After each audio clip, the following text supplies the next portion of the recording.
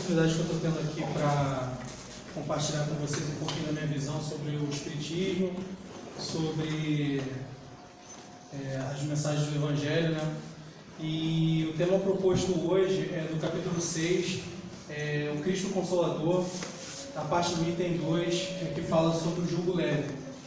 Esse é um capítulo que trata de ele é o menor capítulo, talvez, do Evangelho, né? Mas é um capítulo muito interessante, desafiador, principalmente para quem estuda o Evangelho, porque ele, na verdade, tem muitas informações compiladas, né? É muita coisa dentro dele. É tipo aquela pessoa que tem um talento que faz parecer fácil, sabe? A gente vê logo no início do capítulo, a gente vê alguma coisa do tipo, se estáis aflitos, né, venha até mim, e dá aquela sensação de que a gente tem um porto seguro, e a gente também tem que tomar cuidado um pouco com esse sentimento, porque a gente pode se deparar com erros constantes e achar, como aquele bom católico, né, que vai todo domingo à missa para se redimir dos pecados, para cometer os mesmos pecados na semana seguinte. Então, é um capítulo que nos chama a um exame de consciência importante, e que eu vou compartilhar com vocês um pouco da minha visão, que eu acredito que não é uma visão plena, até porque também o Evangelho, cada vez que a gente lê, em cada fase da nossa vida, a gente descobre que ele tem mais um traço de conhecimento que a gente não tinha antes, né? Então, é muito importante a gente estar sempre estudando o Evangelho, como diz uma mentora espiritual, o Evangelho de Cristo, né, ele é a bula da vida. Então é aquela fonte de consulta, onde a gente sempre vai estar aflito por diversos motivos, em várias etapas da nossa vida. A gente vai ler a mesma página e vai aprender de maneira diferente cada vez que a gente lê, né? Então, vamos lá. Primeiramente, eu queria ver aqui a parte inicial do capítulo. Ele começa dizendo assim: vinde a mim todos vós que estáis aflitos e sobrecarregados, eu vos aliviarei. Tomai sobre vós o meu jugo, e aprendei comigo, que sou brando e humilde de coração, e achareis repouso para as vossas almas, pois suave é o meu jugo e leve o meu fardo. Então, a primeira coisa que eu queria abordar, que eu acho que a gente, muitas vezes, a nossa falha está em justamente ignorar as coisas mais óbvias. E através dessas coisas óbvias, examinar as coisas óbvias, ele nos faz muitas vezes ignorar a causa do nosso sofrimento. Então, por que não a gente analisar um pouco o que significa a palavra aflição, né? É um pouco até clichê, né? A gente sempre começar a falar sobre a terminologia, né? Mas é importante porque ali às vezes a gente encontra um traço da causa do nosso sofrimento atual. Aqui nós temos dezenas de pessoas e podem existir dezenas de causas e sofrimentos que estejam acontecendo nesse momento. Então vamos lá. A aflição é um sentimento de agonia, sofrimento intenso, preocupação ou desassossego por alguma causa ou coisa que vá afetar a vida direta ou indiretamente. Tem uma relação muito próxima da preocupação, né? Que é se ocupar hoje de forma prévia com algo que a gente acha que vai acontecer, né? Com algum fardo que a gente sabe que pode vir a acontecer, e a gente começa a se desviar do nosso caminho para vivenciar, deixa às vezes de trabalhar no dia a dia para vivenciar aquele problema, perde a produção do dia a dia, seja a produção do trabalho, seja a atenção dos filhos, seja a atenção com a esposa ou com o marido. A gente começa a viver de uma maneira a meio que se distrair do real propósito da nossa vida em função dessa aflição, em função dessa preocupação, desse desassossego. A aflição é ainda a sensação de que algo não está certo, ou de que alguma coisa errada ou traumática possa acontecer. Eu costumo refletir muito sobre certos sentimentos que a princípio são negativos, mas como eu sigo muito aquela filosofia de que até o mal também é bem, eu acho que sentimentos como culpa, ela nasce do arrependimento, né? O problema é quando a gente estaciona na culpa e deixa de viver em função dela. né? A aflição, ela é um sintoma como uma dor de cabeça. Ela serve para avisar que algo mais sério está acontecendo, que algo no futuro você pode vir se arrepender ou pode ser tarde demais, né? Para essa vida se resolver. Então a aflição, ela é praticamente uma intuição também nossa de que algo está errado. E isso aqui não está, isso que eu estou lendo para vocês não está em literatura espírita, está no Wikipédia. A fonte é o Wikipédia. Então, se você for reparar, é um sentimento. E tem muito a ver com essa questão de você saber que internamente você não está seguindo para um lado que você deveria. Essa relação de você com você mesmo é muito importante, porque quem já estudou sabe que nós temos diversos corpos, né? E dentro desses corpos nós temos, como o próprio Jesus disse, né? Nós somos perfeitos, vós sois deuses. Então, a gente pode, vamos dizer assim, de uma maneira bem simplória, nos dividir em duas partes. Nós podemos ser dois. Nós temos o nosso ego, nós temos a nossa consciência. Quantas pessoas sábias atravessam o nosso caminho, né? E muitas vezes falam assim, você já perguntou a sua consciência, o que você faz diante desse fato? Quantos mestres, né, falam exatamente disso, de você perguntar a sua consciência. A sua consciência é o seu Deus interno. É quando você se interioriza e diante daquele fato em que o ego está ali te ludibriando, você vai saber exatamente o que você deve fazer, né? Vamos analisar aqui a questão do fatigado, né, do sobrecarregado, que é desmedido. Às vezes a gente pensa na palavra sobrecarregado como de uma forma meio vitimizada, ela está muito sobrecarregada. Quando na verdade nós somos os criadores e os geradores de todo o nosso cenário. Se você se sente sobrecarregado, procura saber se de repente a sua ansiedade, a sua necessidade de querer preencher espaços, a sua necessidade de se comparar, lhe faz assumir compromissos que não são seus, ou muitas vezes está no seu caminho, mas ainda de forma quantitativa você não está preparado ainda para exercer. Então é nesse ponto que a gente tem que atentar para a questão da humildade, para a questão da gente saber quando é o nosso devido lugar, seja para mais ou seja para menos. O exemplo do paizinho aqui foi fantástico, tem tudo a ver com esse capítulo. Como sempre, ele sempre adivinha, né, que a gente vai falar. Então, o exemplo dele tem tudo a ver. Ele já era para estar exercendo um cargo e não exercia em função de um orgulho. Ele vivia em aflição. A gente também tem que tomar muito cuidado porque a aflição é muito sorrateira, né? A gente, quando pensa em aflição, a gente pensa numa pessoa desesperada, numa pessoa à beira da loucura, à beira de se cometer um suicídio. Quantos de nós aqui vivemos atualmente, nesse momento estamos sentados aqui, vivendo uma aflição, vivendo uma preocupação, vivendo uma ansiedade, né? Então, vamos lá, aqui, revestido além da conta, inquietado, sufocado. Só que o que acontece? Essa questão do capítulo, ela aborda um convite, né? Jesus, ele nos faz um convite. Se vocês forem reparar, esse capítulo do Cristo Consolador, ele vem logo depois do Bem-aventurados aflitos, né? Onde é descortinado uma série de aflições e motivos e tal. Foi um capítulo que eu já li muito na minha vida em função de vários desafios que eu já enfrentei, né? Então, e logo depois ele vem com um capítulo bem pequeno, abordando a questão de procurá-lo quando a gente está realmente aflito. Só que é um convite democrático, é um convite que serve para todos, mas são todos que o procuram?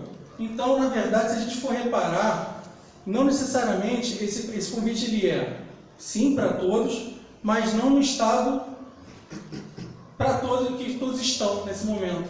Se você for reparar, nem todo mundo está preparado para esse convite. Então, assim, o primeiro passo é quando a gente encontra dentro da gente um basta para essas aflições. É quando a gente realmente sente que não tem mais necessidade, que a gente não está mais disposto a estar sobrecarregado, né? Não está mais disposto a se comparar. Quando a gente se distancia de nós mesmos, a gente começa a desconhecer o nosso caminho, o nosso objetivo, o nosso propósito, porque cada um de nós aqui temos um papel de colaborador dessa obra. Todos nós somos complementares uns aos outros, porque se a gente vem do todo para se subdividir e depois subir todos como uma grande escola, é porque todos nós precisamos um do outro. Só que assim como uma coreografia, assim como um balé, se cada um não estiver alinhado ao compasso da música, o balé fica desincronizado. É muito importante que cada um faça a sua parte. Hoje a gente vê um mundo desregrado, mal equalizado, não é porque o grupo não está fazendo, é porque cada um desse grupo não vem fazendo a sua parte. Então o convite é para quem se sente aflito e quer solução. Não é para quem vive simplesmente em conformidade com a aflição. Então o convite dele não é simplesmente venham todos os aflitos. Venham todos os aflitos que não estejam mais dispostos a ser aflitos. Essa é a questão.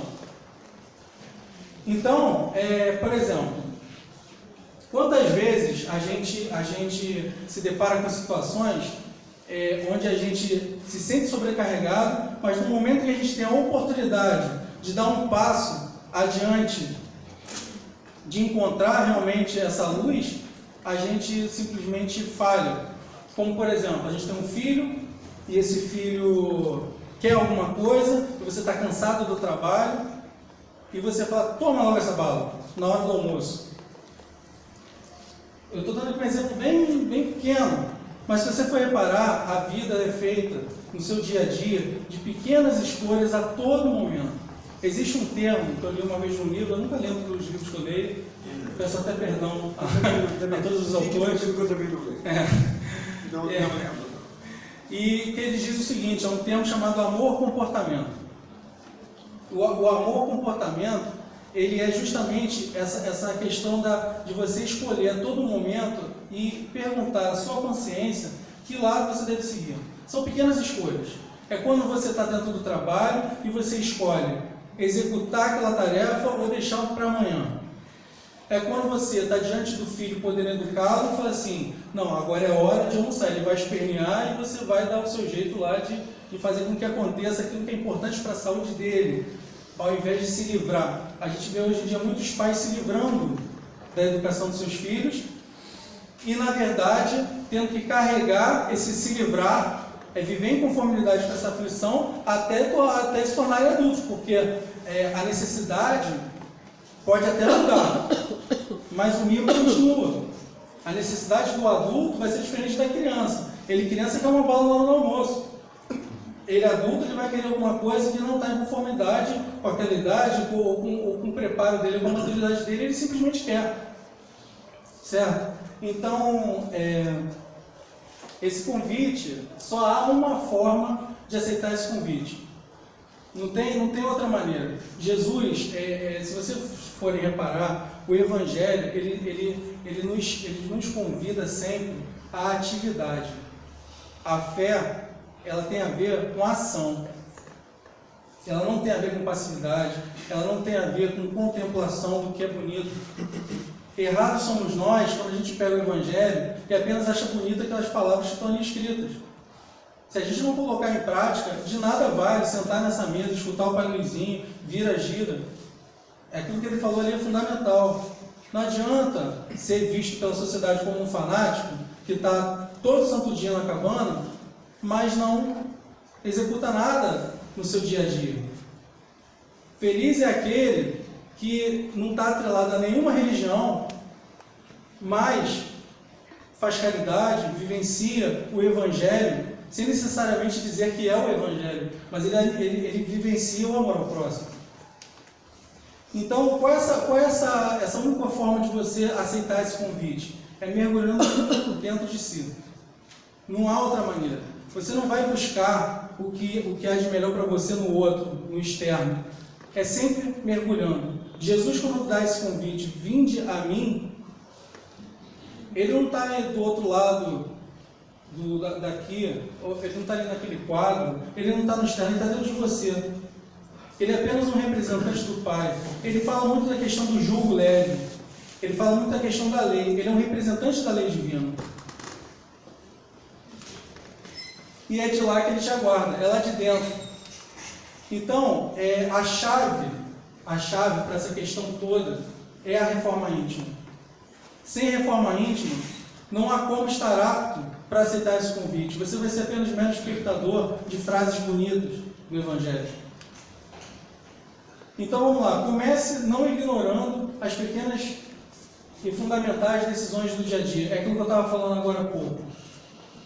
Essa coisa da gente fugir da realidade, né? Dessas pequenas escolhas, onde, de repente, para quem é mais jovem, teve uma semana de muita carga de trabalho e foge da realidade, foge do compromisso de querer buscar algo melhor para si. Às vezes está num emprego ou numa carreira que não deseja muito, mas tem que se manter ali de alguma maneira, vive em aflição, e para se manter nessa conformidade, ele cura, entre aspas, essa conformidade com a aflição dele, indo para a balada, bebendo, enchendo a cara, e chegando na segunda-feira e executando toda aquela obrigação dele de sempre. Isso é uma maneira de você viver em conformidade com a aflição, porque você fica tomando analgésicos que não resolvem e não curam o problema. Então, a questão toda, que é sempre a nossa missão aqui, que o Paulozinho mencionou, Paulo de Tarso, a questão toda é você vencer a si mesmo, é vencer o ego. É aquela questão que a gente se divide em dois, né? A gente tem a nossa consciência, que são os nossos corpos perfeitos, que é o nosso Deus interno, e a gente tem o nosso ego, que são os nossos corpos que uma hora a gente vai descartar quando a gente avançar. Né? Esse ego, ele esperneia, ele é uma criança mimada.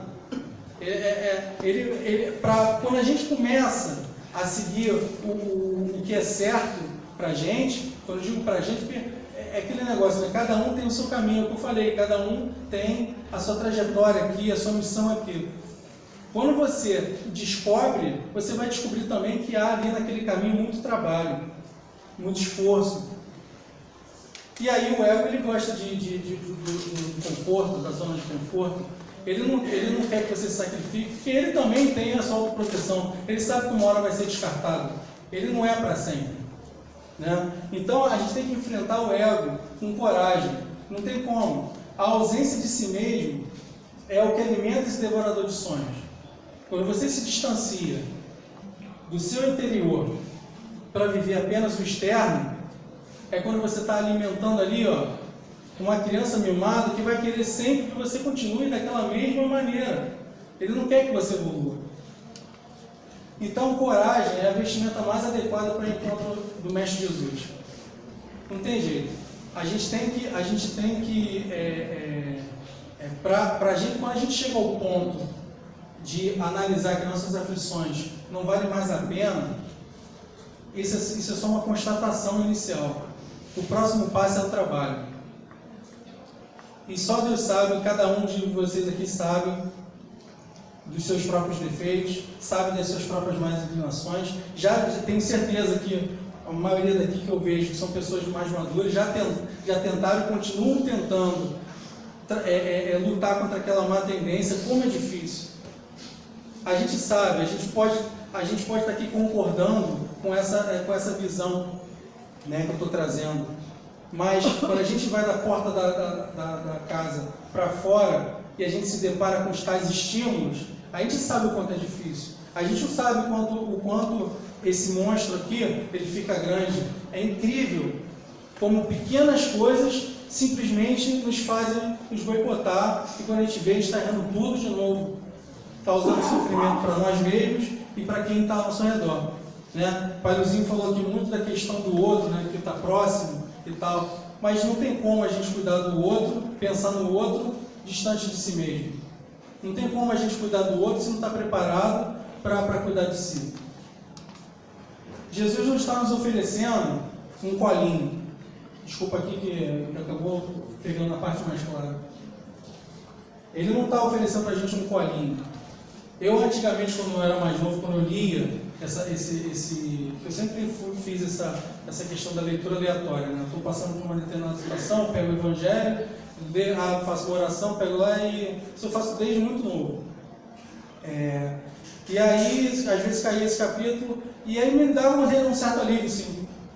Porque você sente como Jesus sendo aquele paizão, sabe? Que, vem cá, meu filho, vem cá, vem aqui no meu colo. Eu me senti abraçado por Jesus, por essa luz, pelos mentores. Era um momento onde parecia que eu não tinha aquelas responsabilidades mais, eu deixava aquela sobrecarga de lado. Só que a gente tem que tomar muito cuidado com esse sentimento, porque esse sentimento é sorrateiro. É como se a gente estivesse descansando no final de semana para voltar a errar tudo de novo a partir de segunda.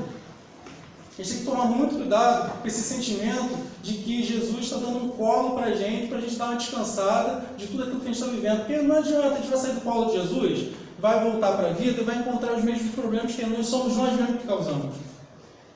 Então é muito importante a gente tirar da nossa mente essa ideia arraigada que Jesus é o bonzinho. Jesus é amor, Jesus é verdade. E a verdade quase sempre não é confortável. Porque a verdade, ela vem como uma flecha ou como uma espada rasgando o nosso ego. E a sensação de um ego ferido, acho que todo mundo aqui já teve o seu ego ferido. Então, a gente sabe como é difícil, né? Ele nos propõe um auto-resgate. É muito importante, eu não sei se vocês já ouviram falar no termo metafísica da saúde. Eu tenho vindo aqui nas sessões do Zé Pilintra, de apometria, e eles falam muito sobre essa questão da metafísica da saúde. É importante a gente ter em mente de que aquele conceito do mente sã e corpo são, ele não se aplica apenas ao corpo físico. Ele não se aplica apenas à descida vibratória do mental que vai desregrando todo o nosso equipo astral e se desdobra em câncer ou numa doença crônica. Quando a gente entra num circuito mental inferior, a gente adoece tudo ao nosso redor. A gente adoece pessoas, a gente adoece situações, a gente adoece nosso trabalho, a gente adoece objetos. Porque, como o Albert Einstein já falou, né, já comprovou, tudo é energia. Mais densa ou menos densa, combinada, descombinada, enfim, eu não entendo muito profundamente sobre isso, mas eu acredito piamente no que ele trouxe. Tudo é energia. E se tudo é energia, e nós como espírito somos agentes, modeladores da energia, consciências modeladores de energia, nós somos capazes sim de adoecer ou de trazer saúde para tudo na nossa vida. Eu tenho algumas situações que ocorrem no dia a dia, como por exemplo, uma mentora espiritual também já me falou, quando você tem um ambiente muito bagunçado, é como se aquele ambiente estivesse congestionado. Sabe um pulmão congestionado? Ele não respira direito, né? Você fica com inflamação naquele local. É impressionante como às vezes eu estou trabalhando e a semana vai passando, e quando eu olho para a minha mesa, tem a história da semana inteira na minha mesa. E aí como é uma correria, né? Aquela sobrecarga toda da aflição, de querer vencer a vida, do capitalismo, do dia a dia, de querer ganhar mais. Aí quando eu vejo que está a mesa suja, o chão sujo, eu paro para limpar. Faço uma faxina. Eu falei, não, quer saber? O cliente vai esperar e eu vou produzir melhor assim. Quando eu paro, limpo a minha mesa, organizo tudo, até o computador ficar mais rápido. É impressionante, até o computador ficar mais rápido. Parece que não tinha tanta coisa no fim, né? Na verdade, parece que aquilo tinha tanto trabalho. Os compromissos. Eu falei, nossa, meu dia está cheio, quando eu vejo, acabou, 3 horas da tarde, acabei tudo. Nós, assim como o computador, nós temos memória, nós temos armazenamento, nós processamos as informações. Então, quando a gente está com a mente congestionada, aquele ambiente, de uma maneira subliminar, ele também atrapalha o nosso processamento. E é óbvio que se atrapalha o nosso processamento, nós somos os agentes modeladores da energia, o computador vai ser afetado também. Né? Quem aqui já leu Louise Hay, ela fala muito sobre a questão de, até quando você perde objetos, você consegue analisar o que vem acontecendo na sua vida. Teve uma época que eu estava perdendo muito rumo da minha vida, de trabalho, do que eu queria. Foi justamente na época que eu perdi minha identidade e minha chave de casa. E aí, é impressionante. Quando eu percebi que eu já estava voltando para o rumo, eu encontrei minha... Sabe aquela coisa que a gente fala assim, nossa, foi um espírito que pegou, e depois voltou. Não é possível. Porque estava aqui, eu passei por aqui, eu procurei e não via, agora está tão fácil. Então, assim, mas isso não é o espírito. Vamos parar de botar culpa como diz o pai João no livro, vamos parar de botar culpa no posto, coitado do posto. Nós fazemos muito da questão da auto-obsessão, nós criamos o nosso cenário de sofrimento de felicidade.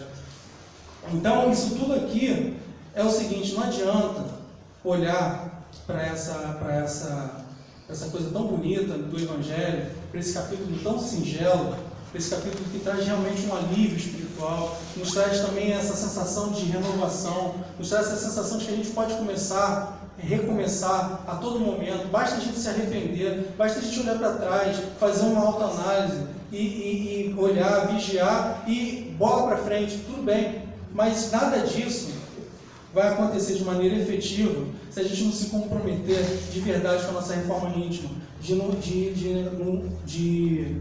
promover o auto-resgate.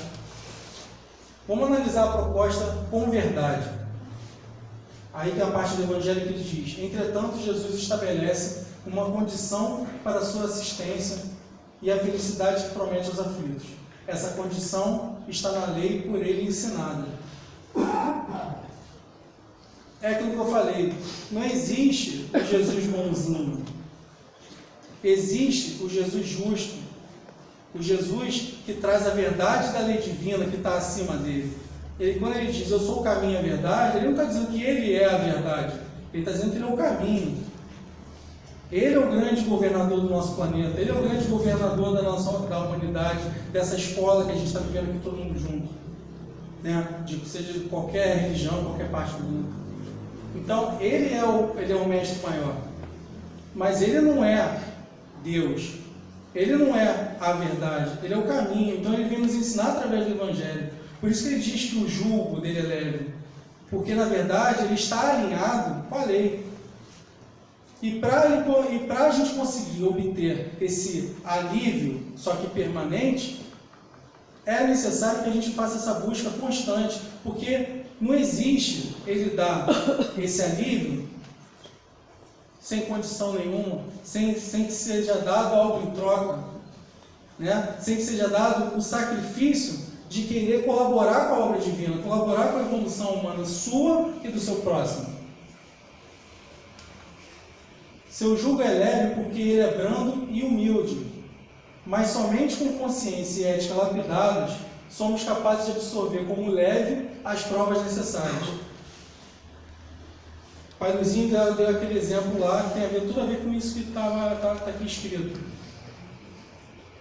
É impressionante como o nosso orgulho é capaz de transformar um singelo conselho numa grande batalha interna. Então, quando ele convida, é muito fácil. De acordo com a lei divina, você tem uma coisa chamada livre-arbítrio. Se você quiser estalar o dedo e baixar uma consciência crística, tiver um samadhi, você não tem mais necessidade de estar aqui, ou vem para cá de forma missionária. Mas a questão é, e o tal do ego? É a única coisa que nos separa, é o vencer a si mesmo.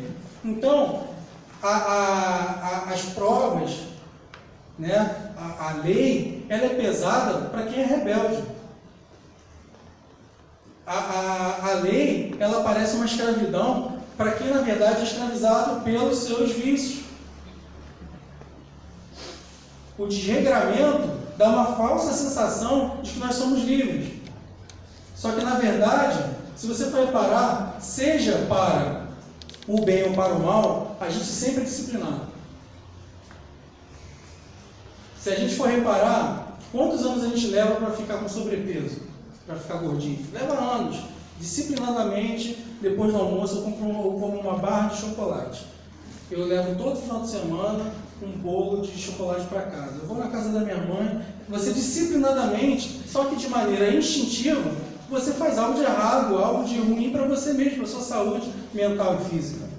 Só que quando você, de repente, olha como é que é o nosso ego. O nosso ego tem tudo a ver com orgulho. Só que quando a gente se depara no espelho e fala assim, nossa, eu não estou bem comigo mesmo, a gente fala assim, eu quero uma dieta rápida, porque eu preciso perder tudo que eu ganhei em 5 anos, eu quero perder em um mês. Então não tem como. Se você for reparar, até nisso a gente encaixa a reforma íntima. Porque mais vale uma reeducação alimentar, você fazer um exame interior de quem é você, da sua educação alimentar, e passar e ter a paciência da sua fisiologia se acostumar com essa nova rotina, do que uma dieta milagrosa. Então até nisso a gente encaixa a questão da reforma íntima. A única imposição para isso tudo que eu estou falando é o amor. Mas o amor, esse amor verdadeiro que ele está falando, esse amor que é o amor do trabalho, que é o amor do sacrifício, que é dilacerar o teu orgulho, como tem parte, não sei se foi no Evangelho ou no Via de Luz, que fala que é importante a gente se comprometer em dilacerar o nosso orgulho. A gente tem a mania de querer dilacerar o orgulho do outro. Quando a gente se depara com o orgulho do outro, que na verdade também diz-se muito na metafísica da saúde que as pessoas que aparecem na nossa vida, difíceis ou fáceis, elas também são objeto de análise para saber quem nós somos. Porque as pessoas difíceis que aparecem no nosso caminho, elas vêm para mostrar exatamente aquilo que a gente precisa melhorar. Pai João também fala num dos seus livros que aquele que te incomoda, a atitude de quem te incomoda, é aquilo que você mais tem. Então, é esse compromisso com a reforma íntima que te leva a estar apto para caminhar, pegar esse convite e se sentir digno de entrar em direção ao Mestre Maior Jesus Cristo. Muita paz, muito obrigado.